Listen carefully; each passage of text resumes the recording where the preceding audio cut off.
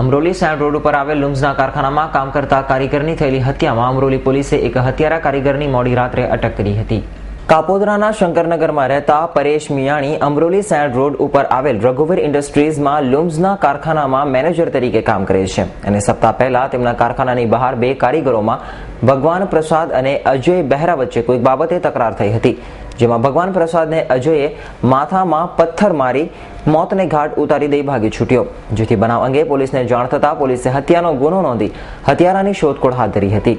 ત્યારે પોલીસે અમરોલી વિસ્તારમાંથી જ હત્યારા એવા અજીત ઉર્ફે અજય બહેરાને ઝડપી પાડ્યો. જી સાહેબ, શું ઘટના હતી અને કેવી રીતે અટક કરવામાં આવી?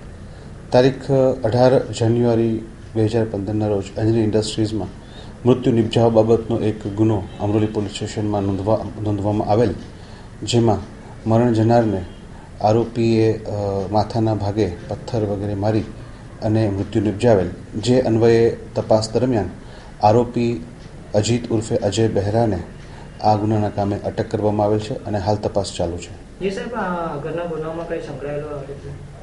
આગળના અન્ય બીજા આ મૃત્યુ નિપજાવવાના ગુના સાથે હાલ તો એ સંકળાયેલો છે. ત્યારે હાલ કયા કારણોસર ઝઘડો થયો હતો અને એવું તો શું થયું કે અજય બહેરાએ ભગવાન પ્રસાદની હત્યા કરી હતી, તે અંગે પોલીસે વધુ તપાસ હાથ ધરી છે. Bureau report, S9 news, Surat.